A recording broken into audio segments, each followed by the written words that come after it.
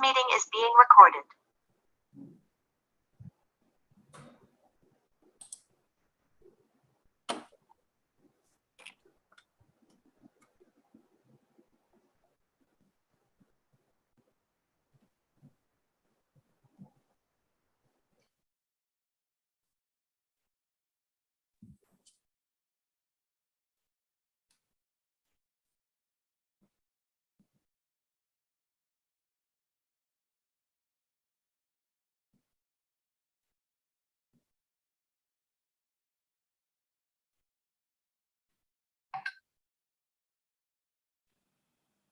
Hello everyone, good evening and welcome to this Education USA App Camp series. We have initiated for the students looking after the admissions for the US universities in upcoming intake, that is fall of 2023 or spring of 2023 or beyond. This is the very first session of the AppCamp entire series, your Admit Predictor Smart Shortlisting of US Universities. Education USA has created this entire series keeping in mind the requirements of the students who are looking after the study in the USA, because they need to pass through the 5 steps like shortlisting of universities. The first and foremost step, we are starting our session with this very important steps students are supposed to take. Today, we are going to discuss the shortlisting process of the US universities. Before we begin our final session for today's session, I would like to announce some housekeeping rules. Use your headphones for enhanced audio and video quality. Please mute your microphone. You are not allowed to speak during the entire session. You can type in your questions. If you have any questions, you can use the comment box and you can put your questions and we will definitely answer after the presentation is over. Check out for the resources we are going to post in our chat box, the Zoom chat box. You can download the documents. You can go through the link that we are going to post it there. Don't repeat the questions. We're definitely going to take as many questions as we can during the in between the time limits. And we are live streaming on YouTube. So if you can check with the YouTube later on to know the session better, and please ask only relevant questions for today's topic. So Education USA, probably you are aware that we are supported by the US State Department. We are here to provide you with the accurate, comprehensive and current information. And in India, there are 8 centers across India in 7 cities. So there are centers in Ahmedabad, Bangalore, Chennai, Hyderabad, Kolkata, Mumbai, and New Delhi. Across the globe, there are more than 440 such centers in 175 plus countries. Education USA has came up with the 5 steps of US study. Any students wish to go to US for higher education, they must pass through these 5 steps. First is researching your options. Second is financing your study, financing your education. Third is completing your applications. Fourth is, of course, apply for your student's visa. And finally, pre-departure orientation sessions. So these steps you are supposed to take when you think about studying in the USA. Today's session is based on how to shortlist the universities. If you're looking forward to US education, today's session in the agenda for today's session is your Admit Predictor Smart Shortlisting, selecting a right fit universities. As you know, Amelia Earhart was a pioneer in aviation and was the first female solo aviator who crossed the Atlantic from the USA. Hopefully, in future, you are going to cross the Atlantic from this side and will land in the USA. So, most effective way to start the process is to start the process. Just do it. Fine. So, of course, I hope you're all confused about the shortlisting process, and we are going to understand from our guests who are present in this session. So, if your dream is to study in the USA, you need to check various details before you embark on your journey of shortlisting US universities. what does you hope to accomplish? What recognition of your study program in the USA once you return your home? How well you're going to perform, and so many other things that we are going to check and we are going to discuss in this session. Because in the USA, the shortlisting, of course, is not an easy. In the US, there are more than 4,700 plus higher education institutions available. So find out right fit is a little tedious and a difficult task. But with the right advice, right kind of advice, it's not that difficult. Let's see. So we have our guest today with us, myself Jaideep from the Education USA Ahmedabad office, and we have with us Mr. Regan. He is an international admissions advisor at San Diego State University. He is looking after the undergraduate admissions in the USA. We have with us the Mr. Shreyash Pardesi. He's in program associate global collaboration is John Hopkins Carey Business School. Welcome both of you. And I think without wasting much time, I think Regan, if you can share your screen, and over to you. Perfect, Jaideep. Thank you so much for the lovely introduction and organizing this for the students. I think it's very important that every student present here understands how to shortlist the university. And I'll just share my screen. Just give me a moment.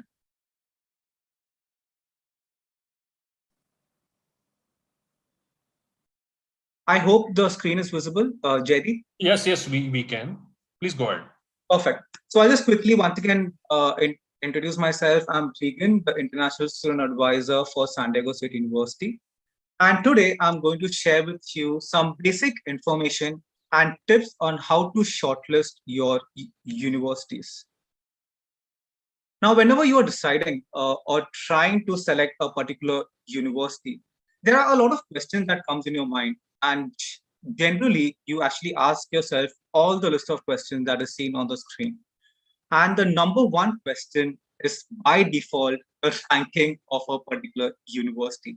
That's the first thing that pops in everyone's mind. And even when I was a student, the first thing that I went in Google and I searched was top ranked universities in the entire world. That was the first thing I went and searched. And based on that, I started looking. But is that the right way to actually look at a particular university?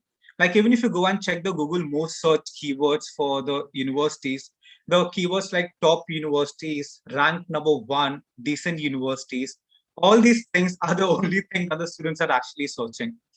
But you have to really focus on a lot of other things as well. So the main question over here is ranking everything that you need to look at a particular university? Now, generally, when you apply, the first doubt that again pops in your mind is, how do I select out of 1,000 universities in the entire world? And again, as Jaideep rightly mentioned, there are 4,700 plus institutions just in the United States of America.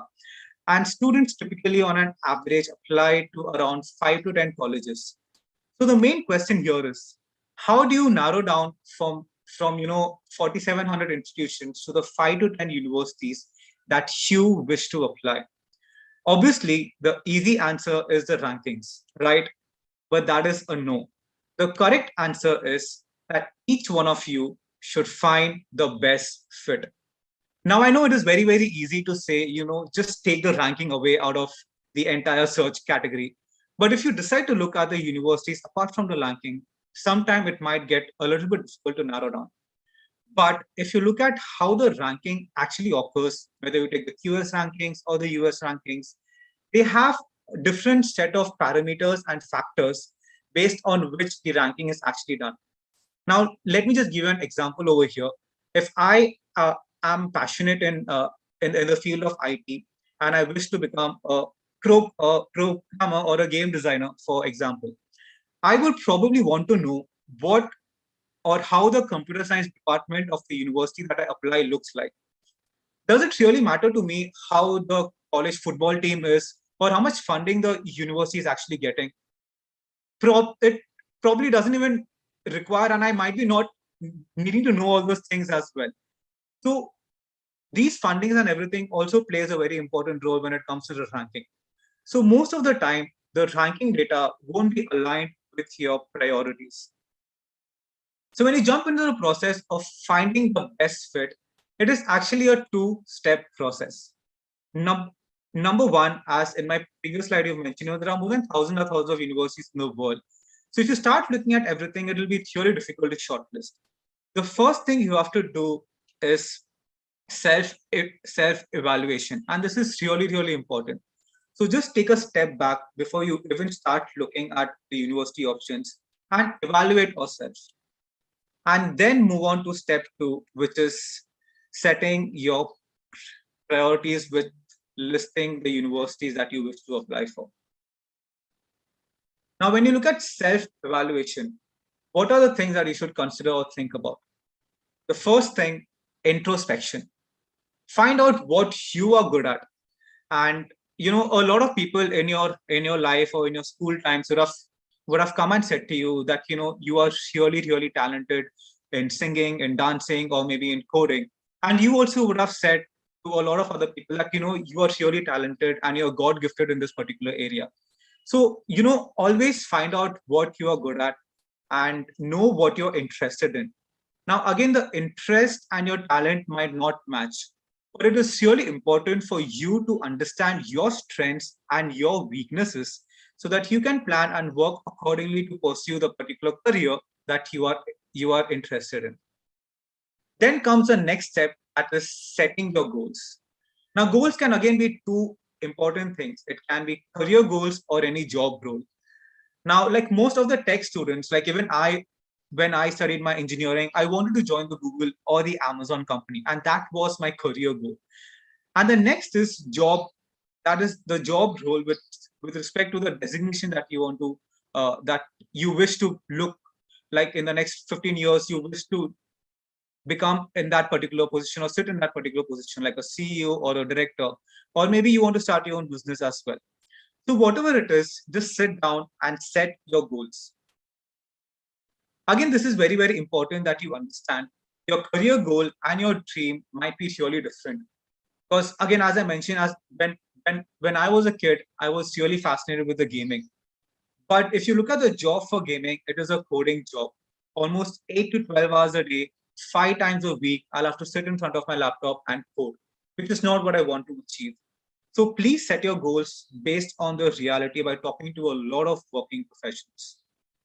Next is identifying your needs.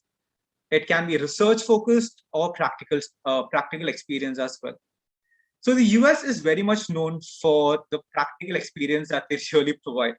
Now, let me just give you an example over here. If there is a swimming class that you are opting for, we are not going to give you a book with pictures and details on how to swim, how to float, and all these things. That is a big no in the US. So what we do in the US is we push your students directly inside the water, obviously with a lot of safety floats as well, so that you don't drown. And we want you to try it out in real life. So look for universities that gives you that practical and real-time experience, and not just university that gives you. Also look for the facilities that they have, and that is also really important. And finally, assessing your potential. Know the reason why you want to do your higher education. Evaluate both your academic and your financial background, because both of these things are really important, because the entry level requirements for every university is different and the costings is very different. So evaluate yourself and know where you stand as a student.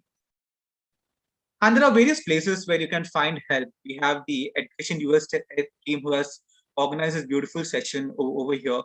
And there are also a couple of other places that will help you identify what size of college you want to attend, the housing options, and the type of college, the location, the payment plan, and some university search engines are also there that will help you with these things like Peterson's and College Board. And I just would like to give an advice over here. I usually tell the students to create an Excel sheet with the entire database of the universities that we have shortlisted, and mention all the things in the table, starting from the application deadline, the requirements that is very specific to that particular universities, The test scores like the SATs, ACTs, GMAT, GRE if you're applying for grad, and the size of college, the student faculty ratio, internship and job opportunities, the location, and finally the cost of program. Again, it is very, very important for you to create a table as in the entire US, there's a famous quote that is, "It depends." Now, it depends on every university with respect to the application deadline, the requirements, and it changes from university to university. So just create an Excel sheet with all these details that will make your life easier whenever you're starting the application process. Now, finally, while researching the universities and finalizing the ones that you apply for, it has to be based on two important points. Number one, it has to be for the major that you wish to apply and the location, which I'll talk after I share about the major. Now, under major, you need to ask yourself these important questions. Is the university strong in your field and specialization? Know about the department size. Check on the specializations and the discipline that you wish to pursue.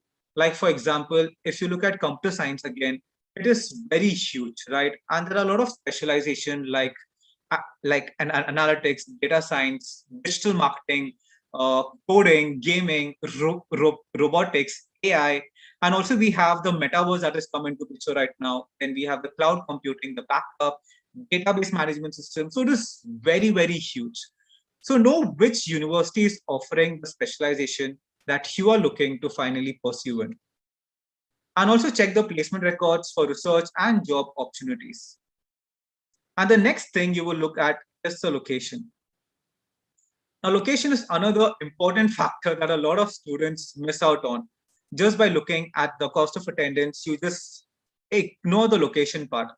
So US also has different culture and climate in different location. And for us Indians, it might be actually really difficult to stay in a place that is very, very cold or maybe it snows a lot.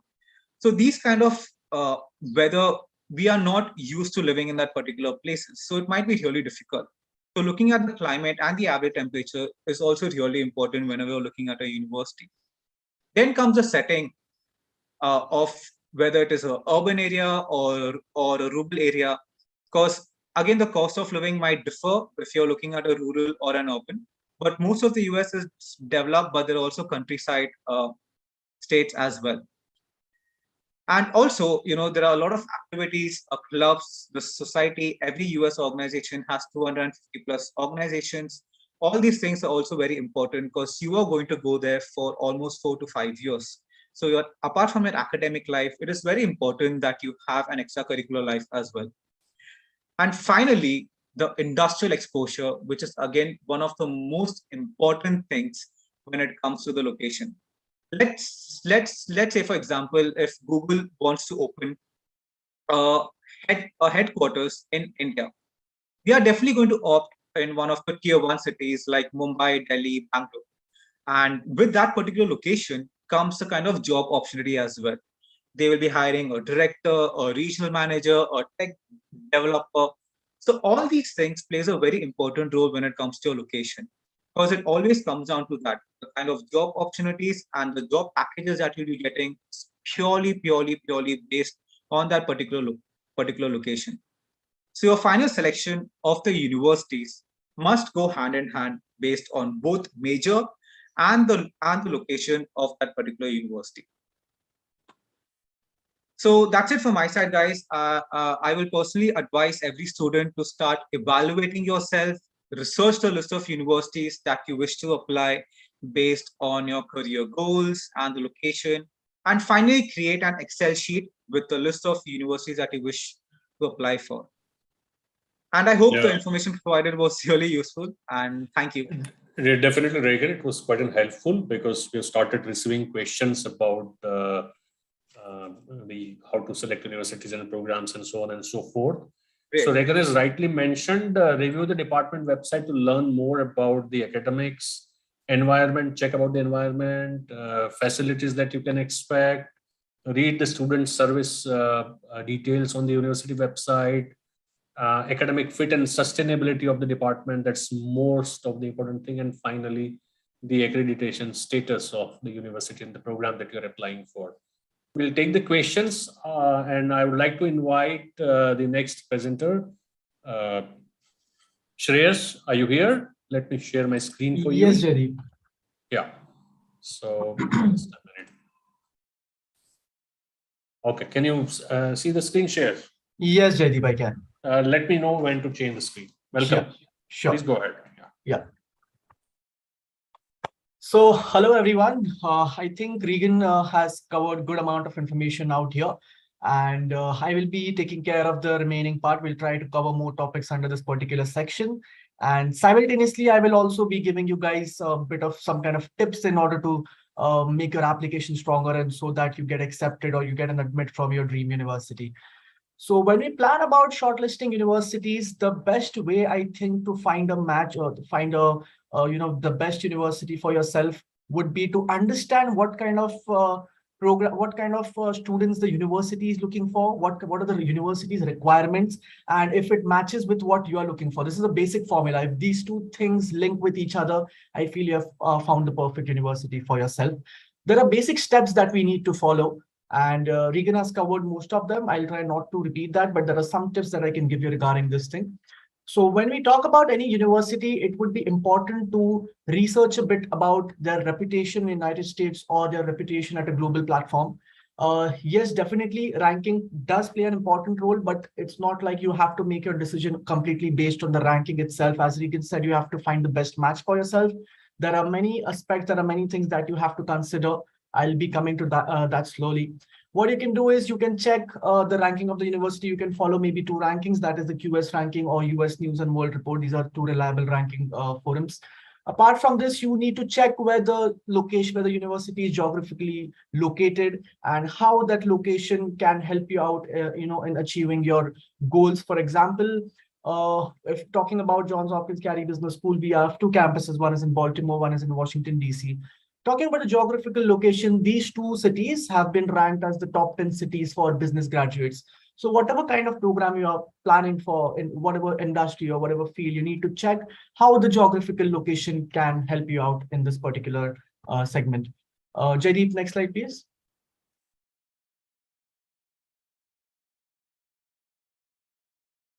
Yeah. The second most important thing in your process of selecting or shortlisting universities would be finding out which program you want to go for. And once you decide which program you want to pursue, which program you want to apply for, you actually can come down at least from 4,700 universities to at least 500 universities. You have a list of universities which actually provide these or offer these particular programs. Talking about programs, as you can see on the screen, for example, this is an example again, we offer the MBA program and then we have MS programs. If you're planning for MS programs, you need to understand that what kind of program you're looking for. It's going to be more of technical side, more of business side, and how the program is going to help you out. If you're looking for STEM designated programs or not. So you need to check all these things, evaluate all these things. Talking about STEM, Jaideep, can you please switch to the next slide?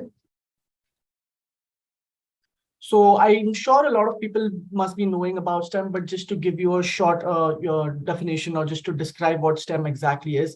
Any particular program whose curriculum is based on 4 principles, that is science, technology, engineering, and mathematics, is a STEM designated program. There are certain benefits that come along with these kind of programs. So you get a 3 years extended OPT, which means after completion of your program, you can stay back in United States for additional 3 years. That's what we call optional practical training. So my advice would be, if you are looking for somewhat business kind of program or technical kind of a program, it would be advisable or reliable to go for STEM designated programs, as you can, as this is I'm saying because a lot of Indian students who plan to go abroad, who plan to study or pursue their master's or graduate program in the United States, they have this perception or they have this idea that they want to stay back in US for as much as time as possible and make the most out of it. So this would be a good program for you guys. Next slide, Jaideep, please.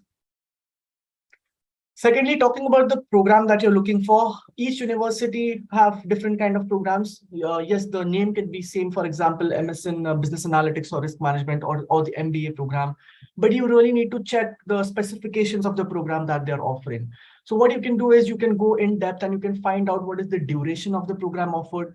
For example, if you're talking about MS programs, some universities do offer the same program for 1 year, some of them offer for 1.5 years, and some of them offer the same program for 2 years.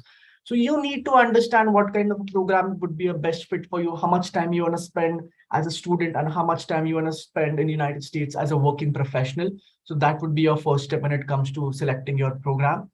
Secondly, you need to look at the credits, how many credits you are earning from this particular course or particular program. Third one would be, as I said earlier, I covered that if it is a STEM designated program or if it is a non-STEM designated program, you need to ask yourself, you need to understand if you're okay with the 1 year OPT or you're looking forward for a 3 years OPT. Is that really what you have in your mind? Then you need to understand how many students are there in that particular university during one full academic year, and how many students are there in one particular cohort, in one particular class, so that you can actually understand how much attention you'll be getting from your professors, how your engagement with the CDO office or with your professors or with the faculty is going to be. So you need to consider all these things when we are talking about any kind of particular program. Next slide, please, JD. For example, now you have shortlisted your particular program. You have not shortlisted the university yet, but you have decided which program you want to go ahead with. The next step would be whatever universities you have in your mind as of now. It can be 10 universities, 20 universities. Please go through the syllabus, what kind of syllabus they have, what subjects you are going to learn in that particular course, in that particular program.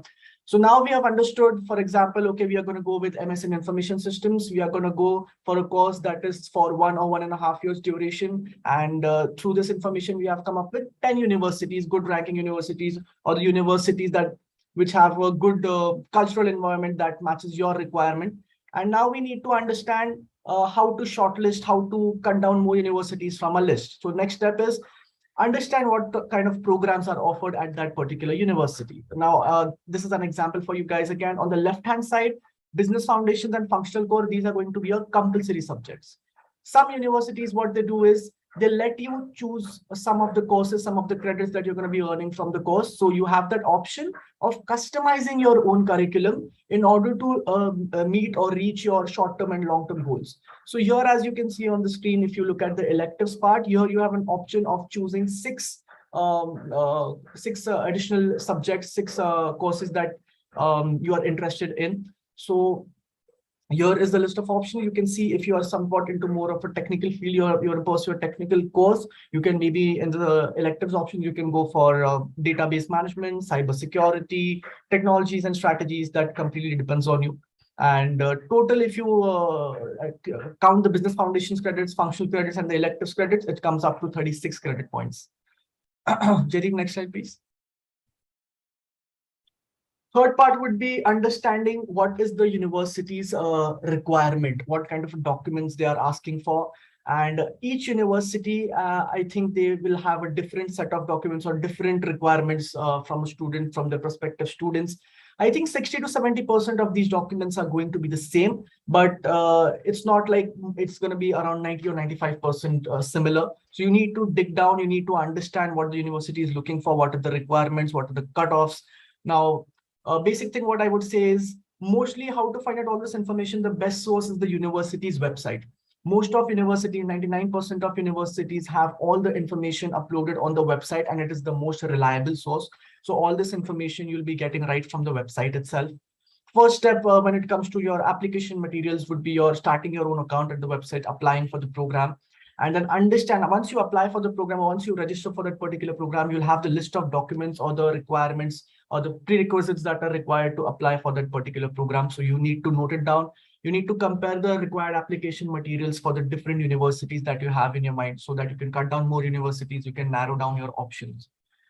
Secondly, a lot of students have this. So here are the basic documents that mostly will be asked: your Kira video interview, which is a recorded interview, your transcripts, Some of the universities might ask you to send your transcripts to a forum like World Education Services and get a course by course evaluation report if you have a 15 years of education. Then you have to give essays. Some universities ask for essays. Some universities ask for SOPs. A lot of universities are now open for GMAT or GRE options. Some universities might just ask for GMAT option. Some universities do also give waivers for GMAT, GRE, TOEFL, IELTS. So why I'm saying this is you need to understand if you're comfortable giving these kind of exams, if you are sure enough that you can score you can have a good amount of score in your GMAT. Like for example, if you can score above 700 or if you're somewhere around 650s, you can give these sample exams, sample tests in order to understand where do you stand as of now. And once you have your score, once you understand, okay, this is the segment, this is how much I can score, that will again help you to cut down your options. Some students are looking for GMAT, GRE waivers, or some of them are looking for TOEFL or IELTS waivers. So that is another option that you get. If you don't want to apply for these or you don't want to attempt these exams, GMAT, GRE, then there are universities which will accept you without that, but it would be recommended. And I would advise you to definitely go for these exams in order to get into the top universities, top ranked universities across United States. Again, now the most important point in India, we have 3 years of bachelor's degree as well. And some of the master's programs, or master's universities do not accept 3 years of graduation education. So there are universities who accept as well. In our case at Carey Business School, again, an example, if you have a 3 years of a graduate degree and you send your transcripts to World Education Services and they accept it as a 4 years equivalent degree in United States, then we do not have any problem. There are such universities who do accept 15 years of education as well. So if you don't want, if you're just done with your graduation and it's a 3 years degree and you don't want to wait in India for a while and you want to pursue 1 more year of diploma or something to get into US, you don't have to do that. There are universities going to accept with the same amount of graduation as well. In case you're planning for MBA programs, universities have this requirement as well. Some universities are accepting freshers for their MBA programs. Some universities are going to ask you to have 2 to 3 years of full-time experience. Here, I'm not talking about internships or something, but universities will ask you for full-time work experience when it comes to MBA programs. And a lot of students do get confused between, if I talk about business programs, a lot of students have this question, if I should go for the MS program, if I should go for the MBA program. So what here is going to help you out is if you are planning for MBA and you have just graduated, you'll have to work in India for 3 years, full-time work experience. So if you don't want to do that, you want to immediately shift to United States and complete your education, I think MS would be the suitable option for you guys. But if you're comfortable and you want to complete your work experience and then go for the MBA program itself, so you can do that. So once you have decided, again, if you want to go for MBA or MS programs, you can again narrow down your options. Jyoti, next slide, please. Again, one of the most important things, again, as you are going to United States, you are making a heavy investment. The course fee can be higher. Your cost of living can be higher depending on what kind of city you're going to stay in. So it's also important to understand what are the employment outcomes of the particular university that you're applying for. This is just an example. We have more than 240,000 live GHU alumni. And this is just an example of our alumni where they are getting what kind of salary. So if we talk about Asia, it's around $36,000. If we talk about US, it's between $70,000 to $90,000. This is an average salary for MS programs. For MBA programs, it's around maybe $120,000 to $130,000 per annum. So you need to understand the kind of investment you're making for your education and how much you're going to get out of it. What is the ROI? You need to also calculate all that stuff in order to find the best match and to find the best fit for yourself. Next slide, please, Heidi. Again, one more important aspect is that when you are at your university, for example, you've shortlisted your university, what other services are offered by the CDO, that is the Career Development Office, or what other services are offered by the university? So for example, at our university, or I would say a lot of business universities do that, business schools do that. We help you with the grooming part of it. We train you for your resume building. We have mock interviews, we have GDs, we have something like employer treks. So you need to understand what are the services offered by universities, what is something unique that the university is providing, which can help you down the line once you're a working professional. So this employer treks basically are that we actually take our students to various headquarters or head offices in United States of America and different cities. of that particular program that you have chosen. For example, if we talk about you've gone for MS in finance, we'd rather take you to Bloomberg or something. You can spend a day or two with the employees out there. You get to work on real life projects. You can understand how the work culture actually looks like in that particular organization. And also at the same time, you can develop your own network. Networking is again an essential element when it comes to higher studies in United States, so that it can later on help you find a good and stable job or a good opportunity in the market. So these are the services offered by us, and a lot of universities have different services that they offer to offer the students. We also have one-on-one career coaching. For example, what you can do is over here, once you're selected, once you're admitted to a university, you can book one-on-one sessions with a career coach. So these career coaches are highly skilled people. They have a lot of knowledge, and they try to analyze what are your strengths and your weaknesses, and they help you work on those particular weaknesses and develop yourself professionally as well as personally. Next slide, please. Second important thing, what you can do is after you have collected all the information from the website of the universities, and now you have narrowed down your list, maybe you have come up to 5 to 10 universities, and you are still not sure which should be the top 3 or which should be the top 5, the next step I would suggest is talk to the students who are currently pursuing the program that you're planning for. And plus, you can have a word with the alumni as well. There are several options through which you can talk to these people. I think the most famous one would be LinkedIn. You can connect with them through LinkedIn. Apart from this, there are various information sessions conducted by universities or conducted by Education USA, where they invite alumni of various universities, and you can have a word with them. You can get your doubts solved. At our university, for example, what we have done is, I think other universities have also done this. When you go to the website and you go to student resources part, we have a chat box that pops up on the site, on the website, and you can select the current student, which current student you want to talk to. So we have appointed various students from different programs on our website. You can just ping them, and you can expect a reply within 24 to 48 hours. You can book a Zoom call with them, depending on how the timeline is, and you can book an appointment with them, and you can have a chit chat. You can have a conversation with them for around 20 to 30 minutes to understand how the lifestyle is, how the student, what is the student feedback, how does the student feel in this particular university, how are they learning, what is the timetable, generally what do they do on the weekends, what are the extracurricular activities.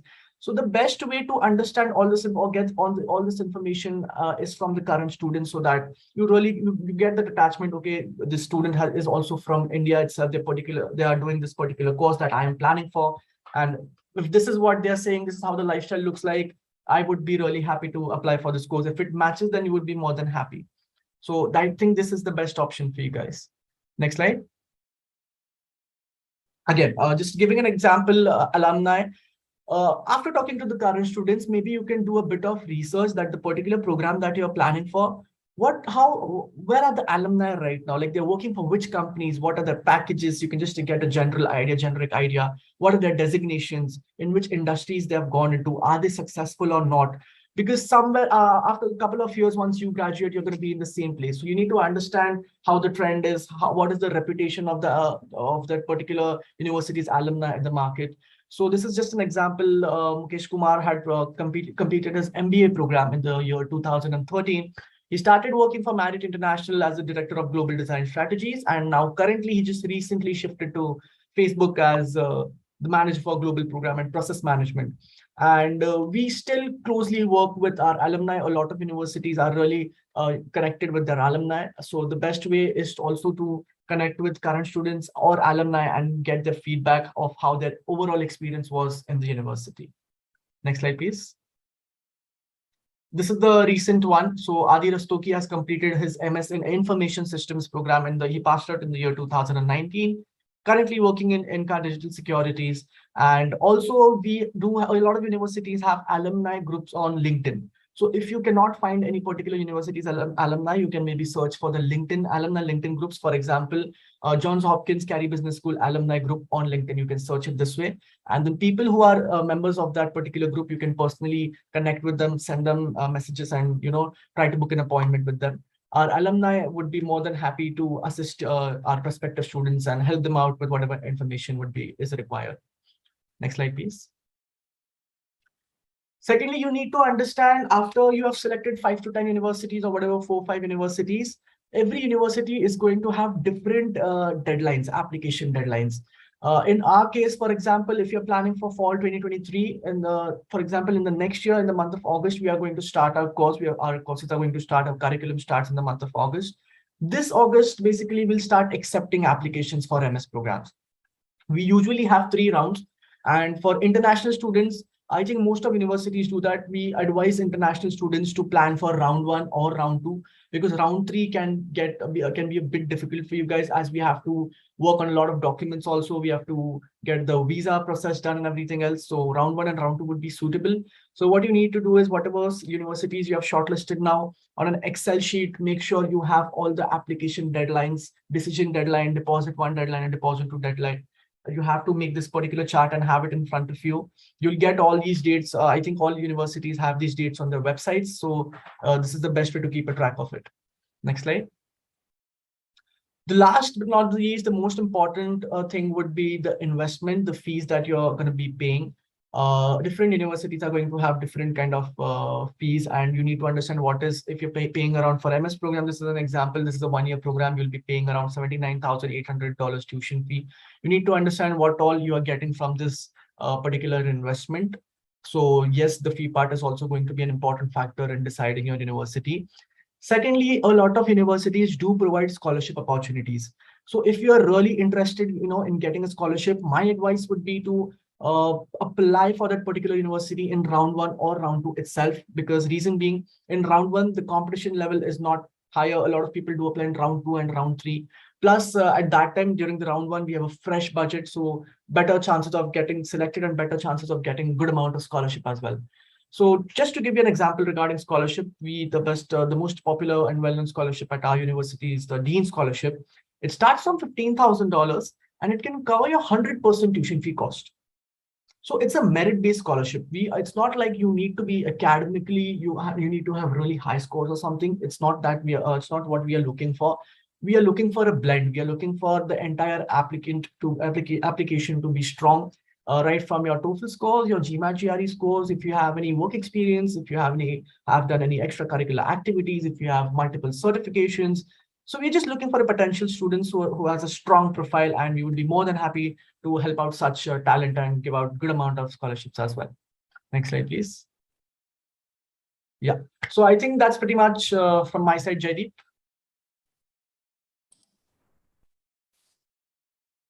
Thank you so much, Reyes, for a detailed information. And I think the participant must have got many more information about how to select the right fit.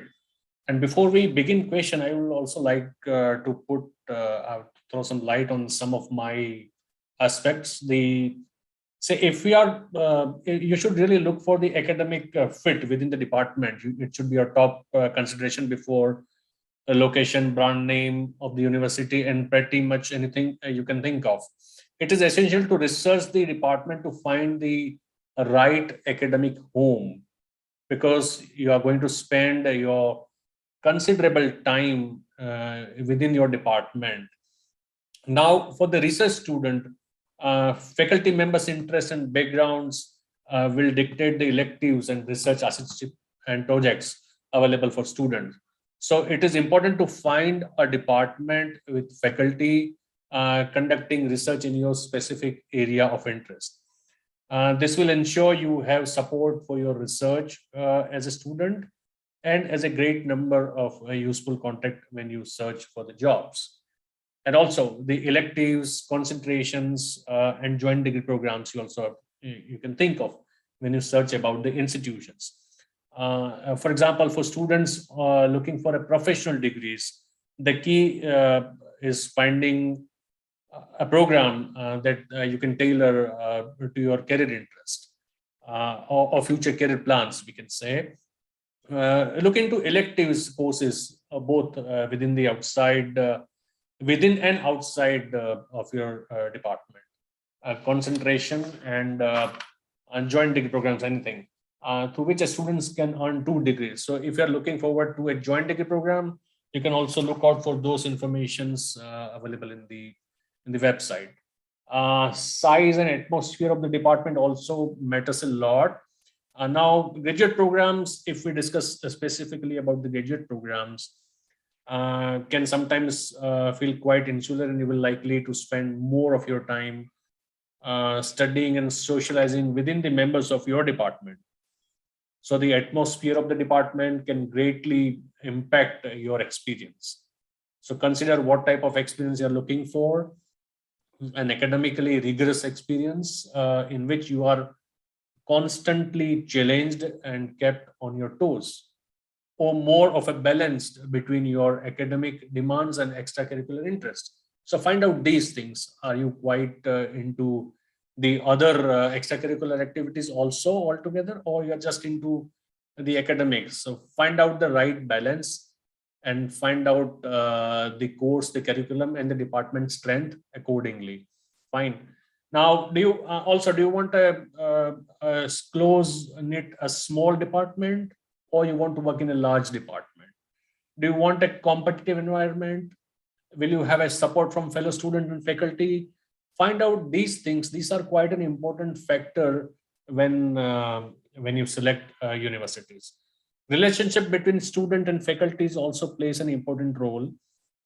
Ask about opportunities to work with the faculty and the type of the support you can expect, particularly if you will be writing a thesis. FaceTime with faculty to discuss, or make a video call with your faculty to discuss your research and a supportive network. That will make a sense. And again, location, we should never underestimate the location factor, because USA spans over 6 time zones. Fine, it's a large country, offering a wide range of geographic and cultural diversity. So it's really you need to understand the climates and the waves of life across the USA before you select the right fit. Location should be considered seriously, because the US is a continent-sized country. You all know that. Fine. And generally speaking, the East Coast has a temperate, cool climate similar to part of northern India. Expect a mild summers and cold winters in the Northeast. Snowfall in varying degrees. The South and Midwest are known for their most laid-back lifestyle, so on and so forth. The geographic location also matters a lot. So thank you, both of you. Now we should move ahead on the questions. I have received quite a few questions. So let me read out aloud to you, and one-on-one, Regan and Shreyas, if you can answer. The first question from the student is, she's asking for the PhD in Sanskrit. Now, I think the India is the home to the particular language and the culture. If we talk about the Sanskrit as a language and as a culture both. So my first advice is to look after the universities and institutions in India which offers the PhD or doctoral or research program in Sanskrit.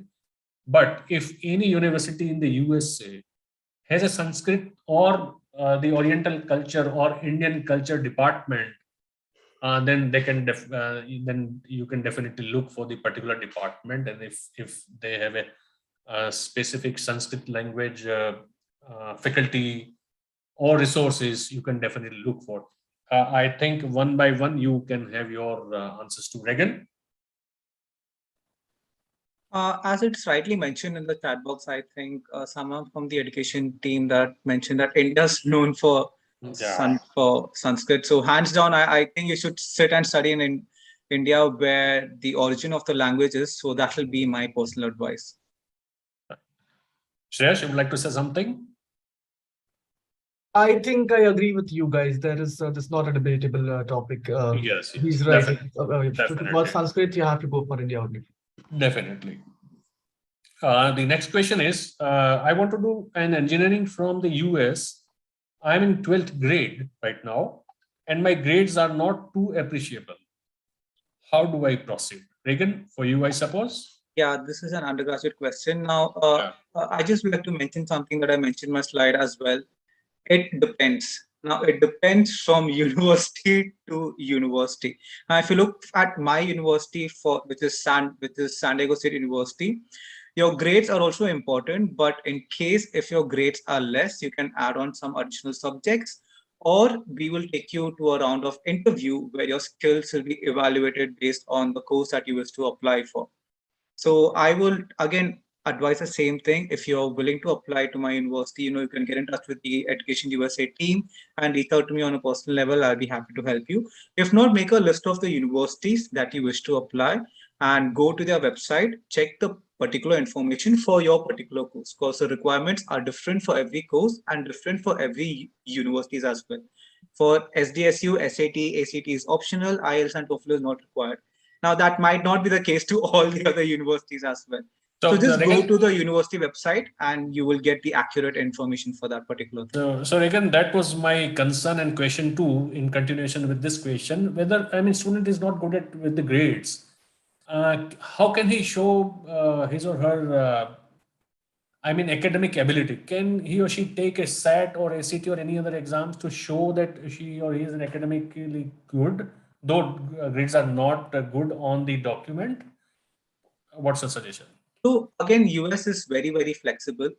There are certain universities that follow a holistic approach, and there are certain universities that do not follow a holistic approach. What I mean by holistic approach is like the entire quality of a student is not determined only based on their grades. A lot of other factors also plays a role, like their extracurricular activities, their achievements, their certifications if they have done any, if they have any work experience. Or I have personally heard a lot of students start their own business as well, even right from their 10th or 11th grade.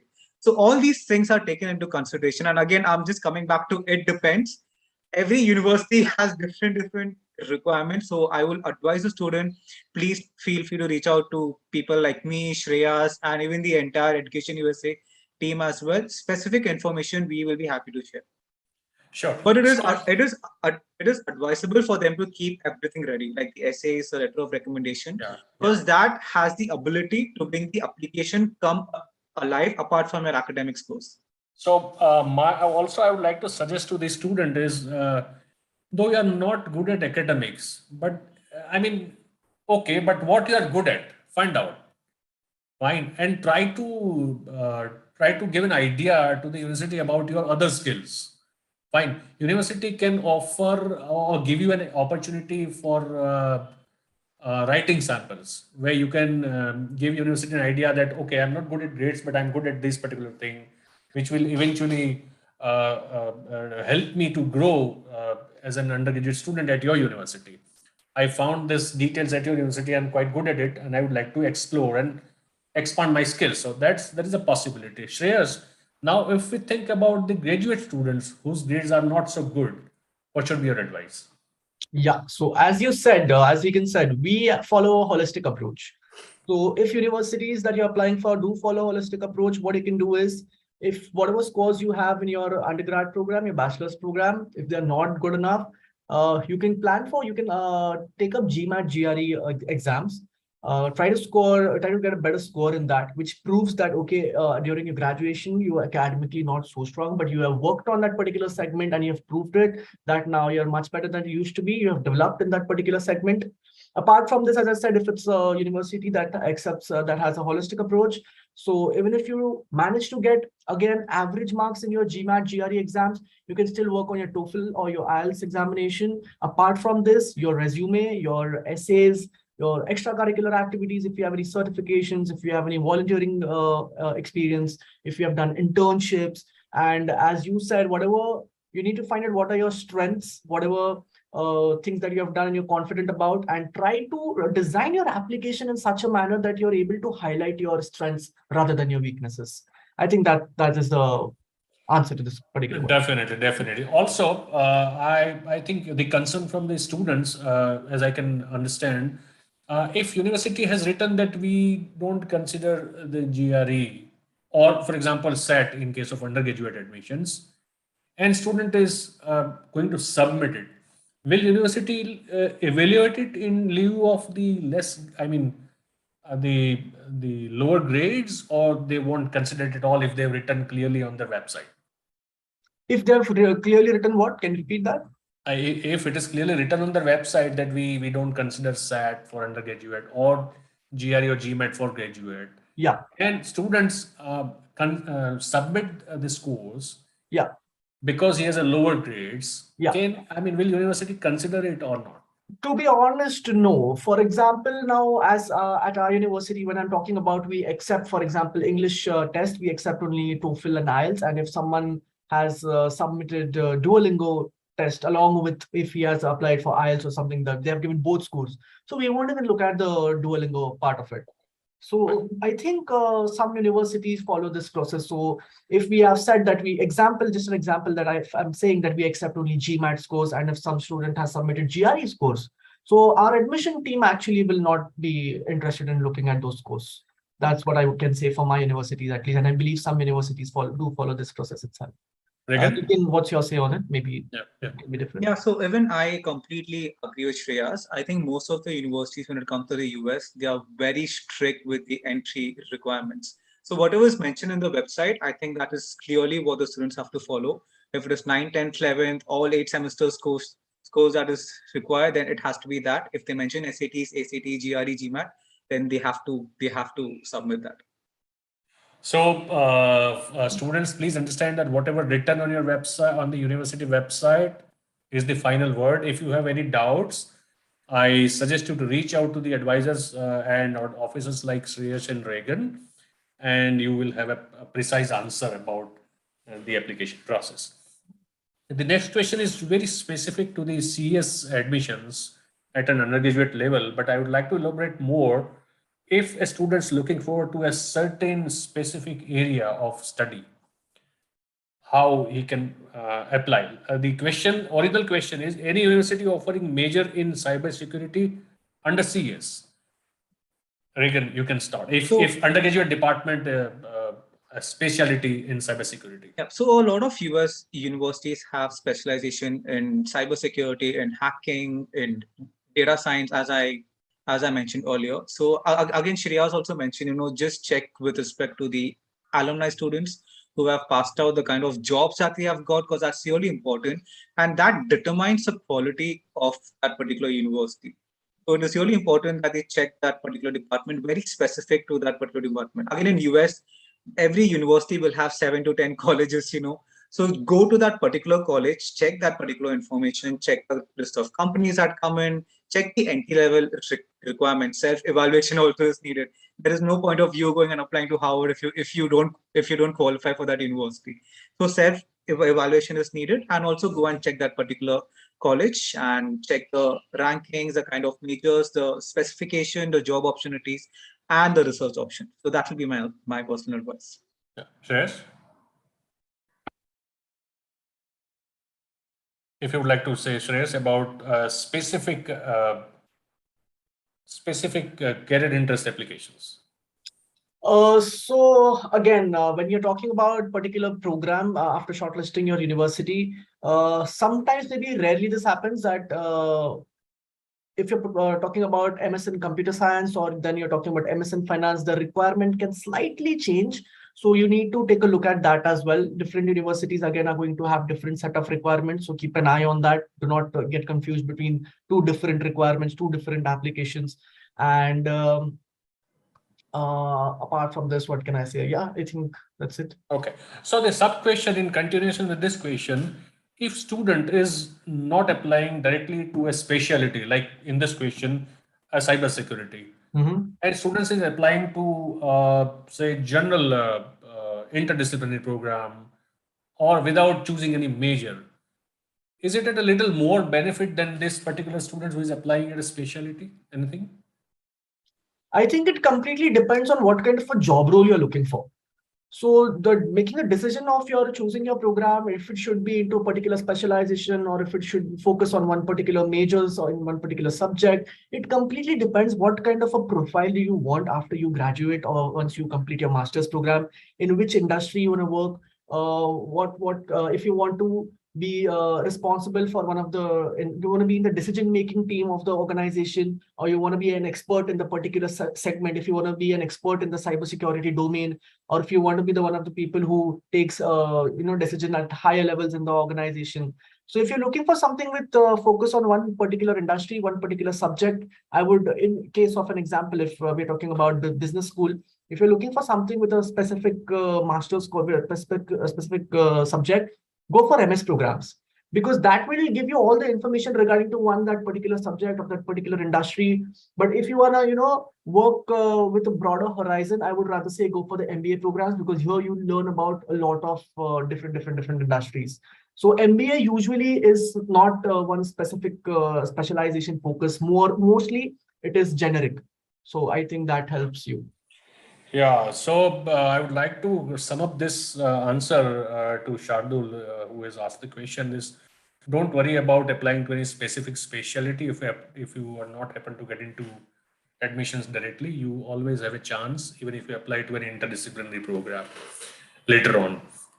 The next question from the mother about his son is, my son is in 10th standard right now, and he is interested in engineering. It is advisable to pursue undergraduate engineering also in the USA if he wants to pursue masters in engineering in the USA later on. Will the BE, Bachelor's in Engineering from the second tier engineering institute in India, limit his choice for better colleges in his masters? Quite a valid question, I'm sure. Regan. Again, the student looking for grad, so I don't think the university will judge that particular student just because he's computer engineering in India. It is going to be purely based on his course and his extracurricular activities if the university follows a holistic approach. But if the student gets a chance to do undergrad in the US, then nothing better than that. It might be easier for them. The transition also might be easier for them doing the undergrad and the grad in that same university as well. The entry level requirements also becomes lesser if you're jumping in the from one undergrad to the grad school from the same university. Good. And so I also would like to advise the mother of, that if your son is emotionally and academically capable, and if your family is financially capable, I suggest you to look at least for the options of undergraduate education in the USA. As Regan rightly mentioned, the transitions will be easy. Plus, during the 4 year of undergraduate program at a US university, your son will definitely transform into a different human being than whatever institution is going to choose in India. Shreyas, if you'd like to add something? So definitely, completing the bachelor's programs in US would be a better option if you don't have a financial constraint, as you get a lot of more exposure out there. And plus, if after that you're planning for the master's course in United States itself, what would be the best part is that you won't have to go through the English proficiency tests again without giving the TOEFL IELTS exam. You can directly get admitted or get accepted at whatever university you're planning for. But if you do have that financial constraint and you do not wish to complete your bachelor's program in United States, it's completely okay. And it's not like we are getting students every year just from IITs or the top colleges across India. We get students from various universities, various colleges across India, but they do have good profiles, and that's what matters. It does not matter from there you're not completely. I would say that it does not matter. The university you're doing your bachelor's program from also will hold a lot of importance in your application and in your professional life as well later on. But it's not like we will not, or the universities in US will not accept you if you have done bachelor's in India itself. So definitely. So ultimately, the profile and academic strength that matters a lot. Exactly. And also, the sub question from me is, if the student has studied from a US university and wants to do a master's in the same university, will he get an advantage, or it will be same for him? Like, is there any advantage applying to the same university? Of course, in a different department for masters. Or, if you'd like to add anything, Shreyas. I would say that completely depends on the university itself. So some universities might give out some kind of discounts, so might give out some kind of scholarship, support the students financially if they are switching from the bachelor's program to the master's program in the same university. Some universities in that case don't. If you talk about a similar thing, if you're talking about just about masters, And for example, you want to get a dual degree done, or you want to go for a second degree option. For example, you complete your MS program or your MBA program, and then you want to switch to the MS program. So you won't have to go through the GMAT, GRE examinations again. And you don't have to get any kind of document, submit any kind of tests. You just have to submit your application and you get accepted for that. And plus the duration of the next program becomes shorter, and the fees also for the second degree program, that is also reduced. So it completely depends on the university. You just need to go to the website and research about it. Yeah, and my personal thinking is a student, if he spends 4 years of time at an undergraduate program at a particular university in the USA, the writing and presentation skills will be different. That makes a lot of sense. That is what Definitely. I understand. So he is probably at a more benefit than the students applying directly from India. Okay. The next question is, in case I want to choose between MS, MTech, PhD, will GRE be a common deciding factor for them all? Shreyas, for you? Again, completely depends on the university, because some universities are not accepting GRE, and these three are completely different programs. At least the PhD one is way too different from the MTech and MS programs. Yeah. If you are looking for something into really technical kind of a program, then you can plan for the MTech programs. But if you're looking for a blend of some business subjects along with the technical aspect of the program, then you can plan for MS programs. And talking about your GRE question, that completely, if you just want to attempt for GRE and you don't want to go for GMAT, you're not comfortable with GMAT, then shortlist the universities that are accepting GRE scores. That's what I would say. Yeah, so I think GRE is not the only factor university will look at, as they both have mentioned quite a few times throughout their presentation, is the holistic approach to your application while they evaluate your applications. So of course, GRE is a deciding factor if they ask to GRE, but it is not the only factor. Next question is, how much important is the need of published articles in admission procedure for a PhD applications? So yes.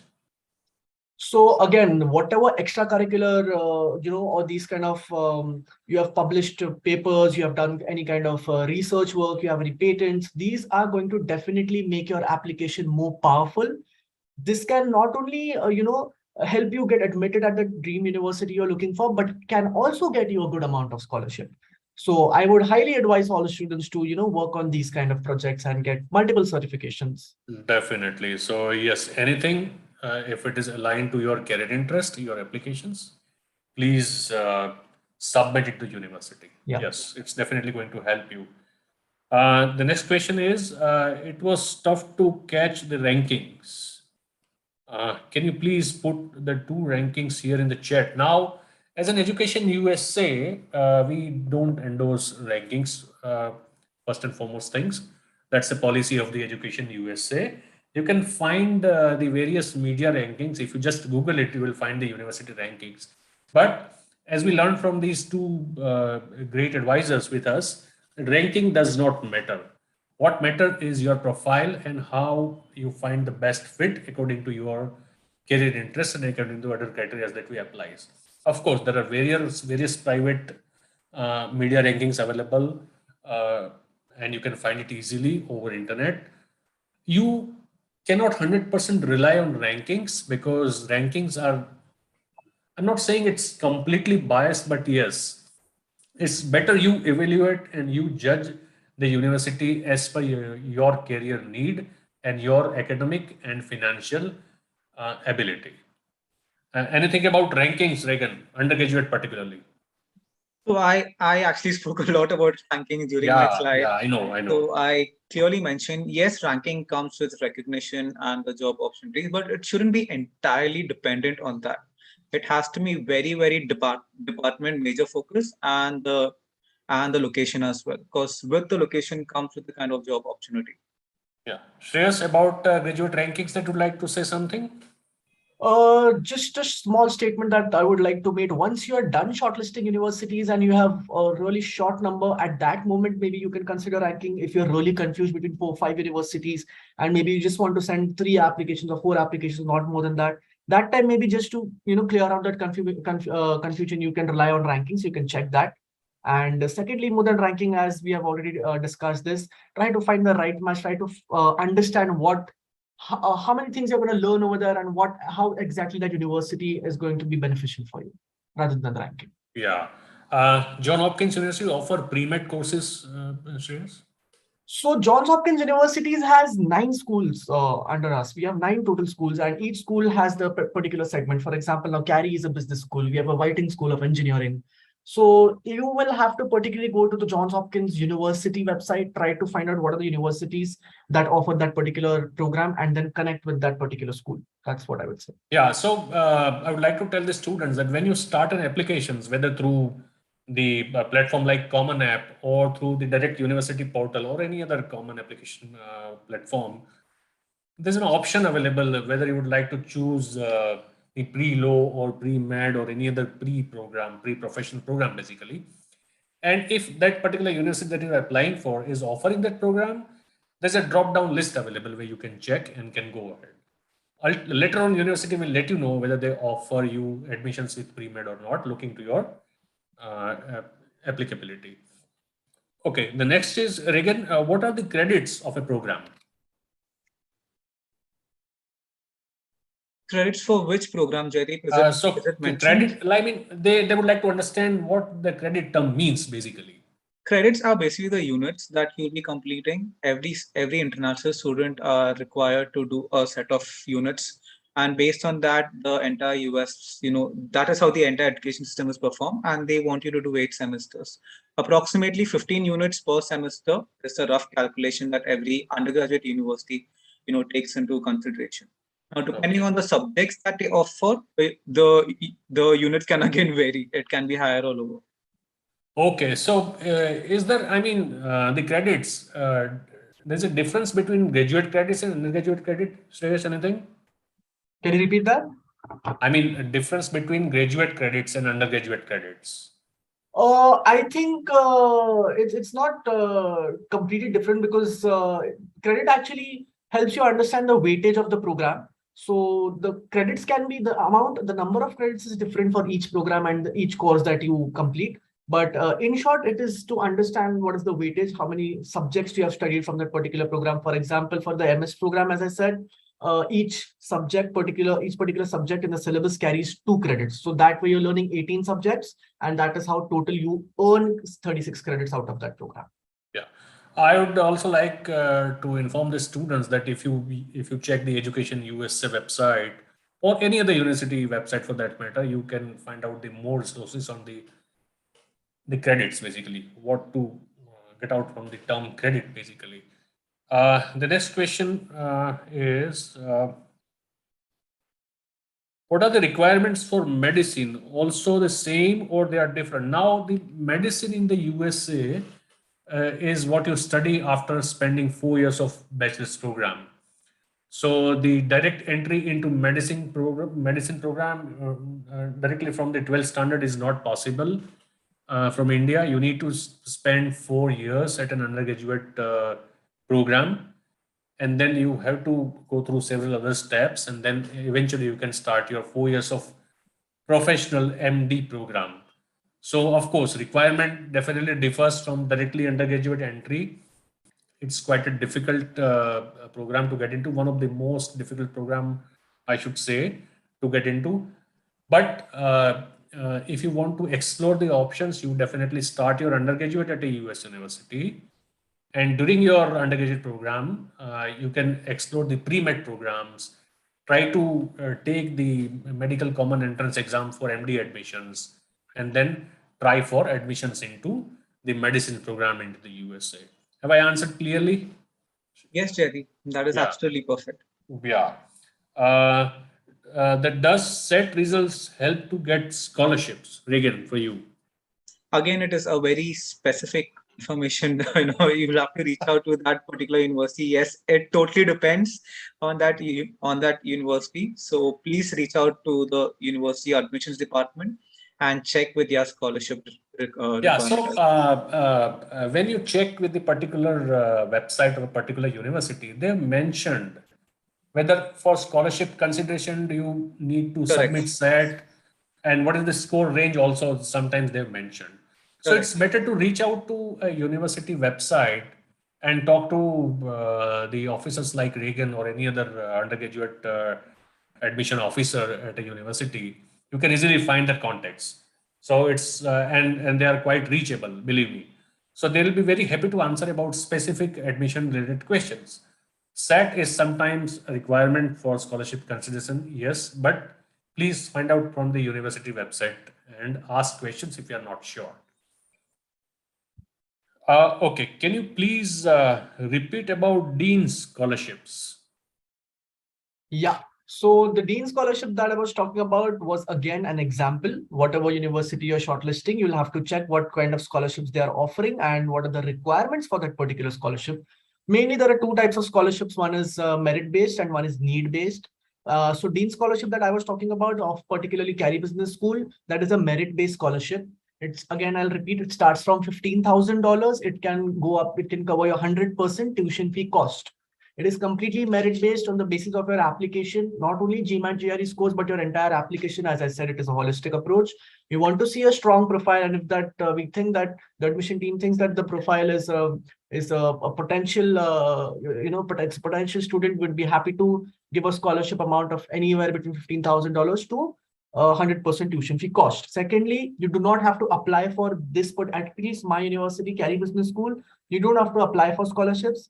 As soon as you submit your application, the application automatically goes for scholarship check. So you do not have to do anything, submit any additional document or so. I think this is the case with most of the universities. They don't have a specific scholarship application. If they have, they must have mentioned on their website for the specific applications for this specific scholarship. But I think it's a part of your normal scholarship. It's the same case with SDSU, I suppose, Reagan. Yes, Jaydeep. Now there are very limited scholarships, but again, more or less it's a part of the main application process primarily. No, actually, it is a separate way you have to apply, but most of the universities it is part of the same application process. Fine. The next question for Reagan for you is: since the SET is not compulsory to do, does it increase your chances of getting admitted? SATs and ACTs are optional. If you have given or not given, it is not going to make any difference, especially with my university, that is San Diego State University. Due to COVID, we have completely taken that parameter out. It's purely going to be based on the 9th, 10th, and 11th grade course.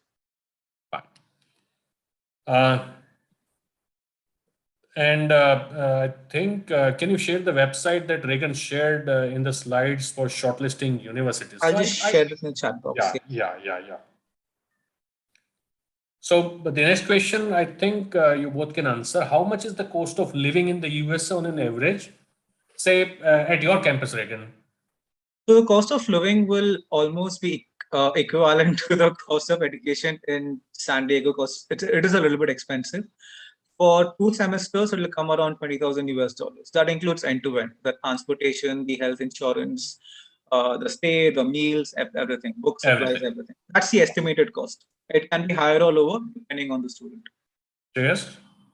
The cost of living can actually vary depending upon your lifestyle, but what I can say is the major chunk of it, I would say the accommodation expense in Baltimore or in Washington, D.C. can be anywhere between $1,000 to $1,500, depending on what kind of an apartment you go for.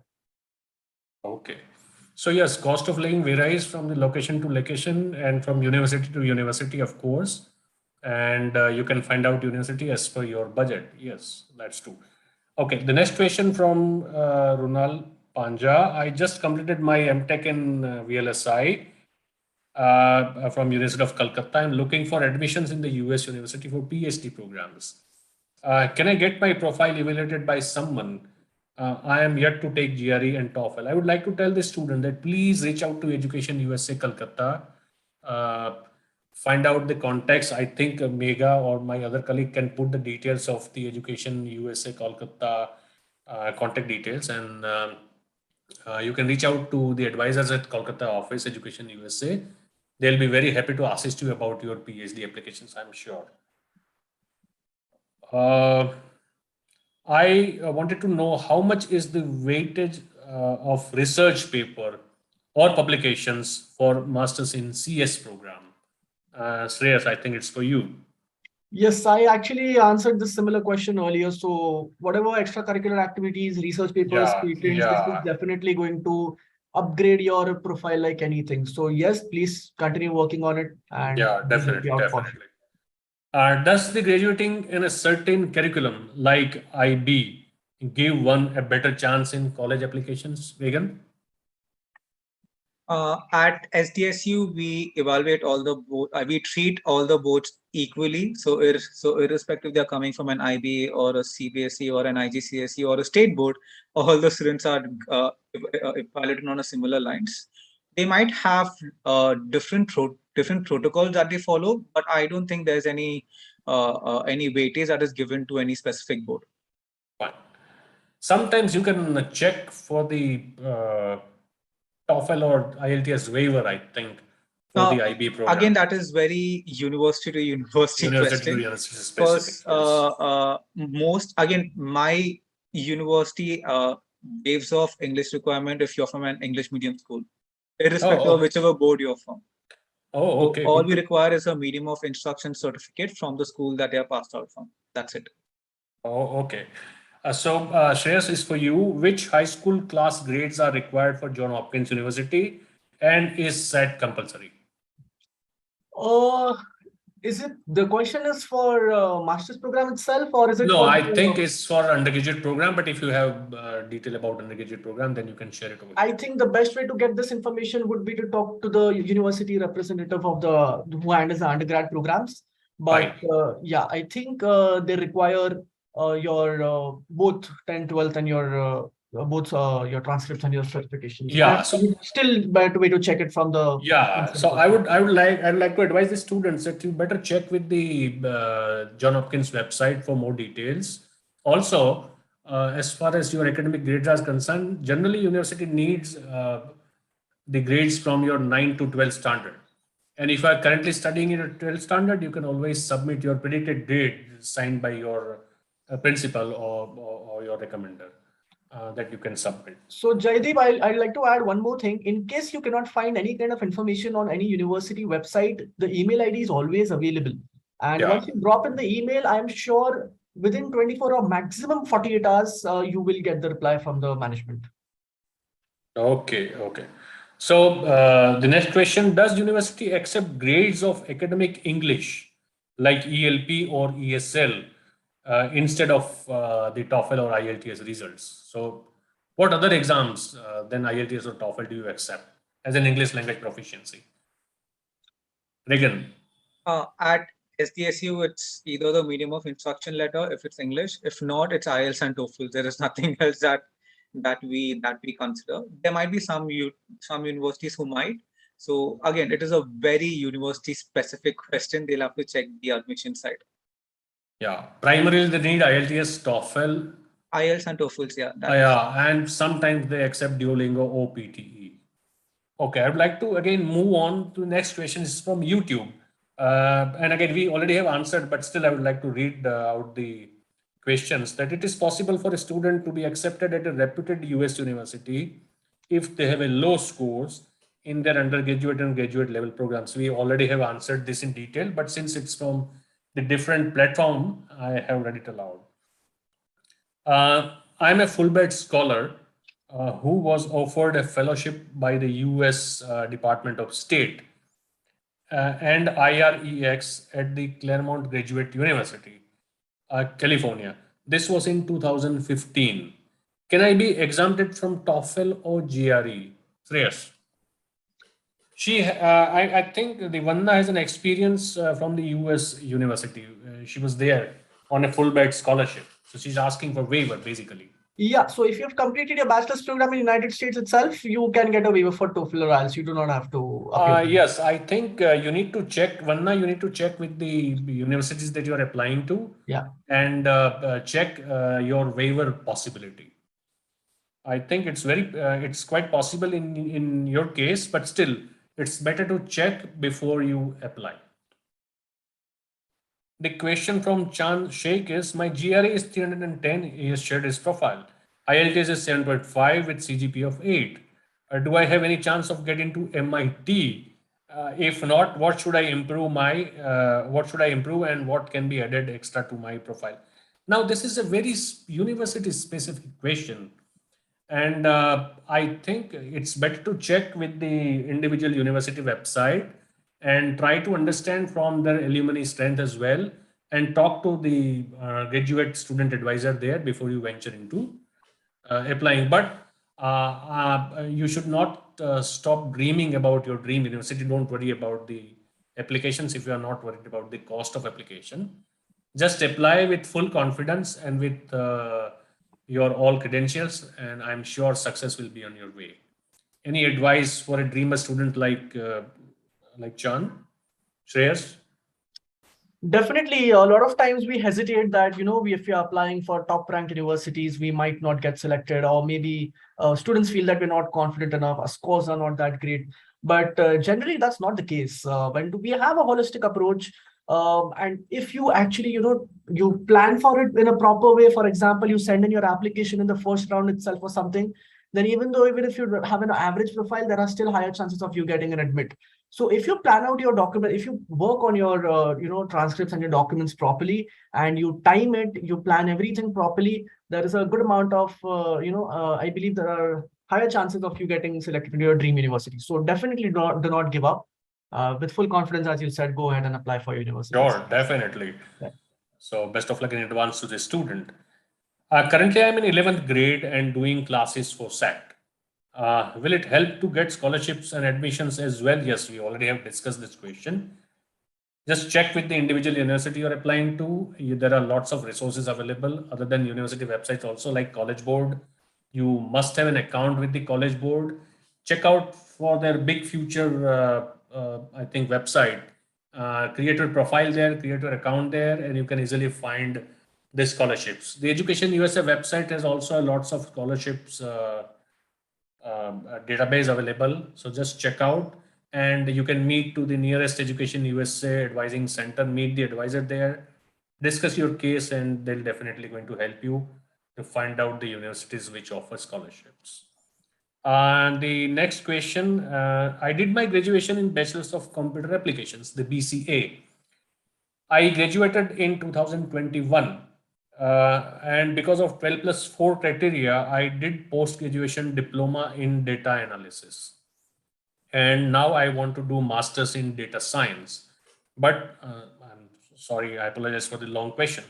But I lack somewhere in few universities prerequisites. For example, they require statistical background or has worked with hardware or something, so that what should I do now to get into a particular university for MS in data science? This is a very specific department acceptance related questions. I think student need to go through the prerequisites of the particular department is applying for, and find out the required courses and try to finish the credit courses before he venture into application process. Shreyas, any advice to the student? So yes, if He's, you are, he's lacking into certain yeah, prerequisites basically. if you are looking for that particular university and you want to go to that university itself, so you don't have any other option but to complete those courses and go ahead with it. In case of our university, we do not have any such restriction. Just this is in general for all the students.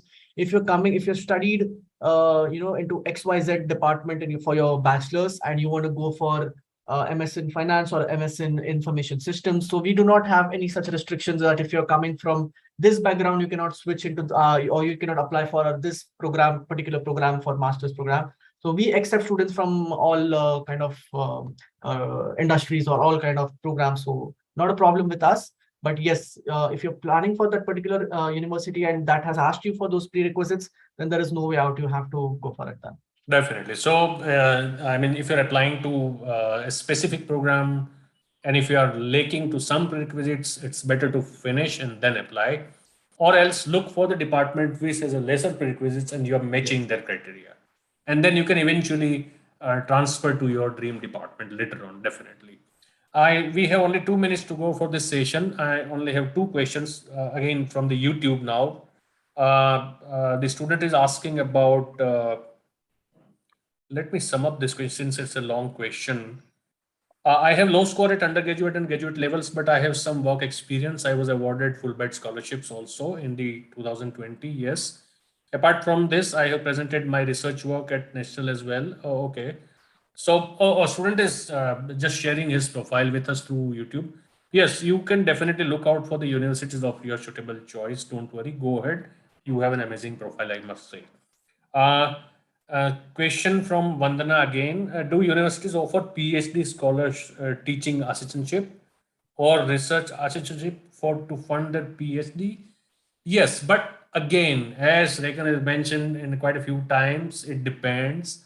It depends about the available scholarships, available grants with the university for the available department in the department you're applying for. Better check with the PhD advisor or a faculty who is into the charge of the PhD admissions there, and then start your application process. It's available, but it's a general term. You need to check with the specific university whether they have a PhD funding available for your area of interest or not. Stairs. Yeah, I think you have answered the question. I agree with you. You'll have to check with that particular university. I think a good amount of universities they do offer such positions, and you'll have to check the particular ones that you are interested for. Okay, so I think I have a last question, but only, I mean, I can definitely answer. What would a fully funded scholarship means? So Reagan, fully funded for at an undergraduate level means it will going to cover only the student study cost, or it will also going to cover the living cost as well. What does the fully funded scholarship means? You'll have to check with the university, but with the basic English, fully funded means it is both the education and the living expenses. So that is my understanding with respect to my university. But every university has its own word that they use, so Yeah. they'll have to check it. It can be a semester-based scholarship. It can be only the education. It can be only the living expenses. So they'll have to check again. But fully funded in normal meaning, like it does mean that it is end-to-end expenses, both the education and the living together. Yeah, so just check again, and I hope that desired student definitely get a fully funded scholarships. So I think with this, we end up question and answer session, and we end today's session of smart shortlisting of US universities. I'm sure with the help of this two quite a learned person in the respective field, you must have got answers of your questions, and I'm sure that you will also join the next important sessions of the AppCamp series. The Education USA India offers lots of the services to the students, so you can sign up for our services. The link is available there on our website, and you can use our social media channels to find out the program information. And as I mentioned in the question and answer, you can definitely go and meet our advisors at the nearest Education USA Center for an one-on-one discussion. You can call on our toll-free number as the timings are given over here. Plus, you can follow us on all our social medias to find out the more about studying in the USA. And you can always opt for the individual advising membership. So these are the contact details of the Education USA India centers across India. The numbers are given over here. You may note down these numbers, or you can find out the numbers from the Education USA websites also. And you can reach out to any of us in the nearest Education USA Center for the detailed advising counseling sessions. So I'm much thankful to Shreyas, to Regan. You both were quite wonderful in answering and giving the details about shortlisting of university. I'd also like to extend my thank to my Education USA colleagues, Vaishali from Education USA Ahmedabad, Megha from Education USA Delhi, and Aliza from Education USA Delhi. Thank you so much, Regan. Thank you so much, Shreyas. If you would like to say anything as a message to the future applicants, any one or two line message? My advice is don't underestimate yourself. Trust your potential and just start the application process. Yes. I would like to say that start your application and start your planning and everything a bit earlier. Don't Yep. start it during the end, so that you get into your dream university and maybe you get some good amount of scholarships. Apart from this, Regan and I, we both have shared our email IDs down there. If you have any further questions, additional questions, need any kind of help, we'd be more than happy to help you guys. Thank you so much. Thank you. Bye. Bye.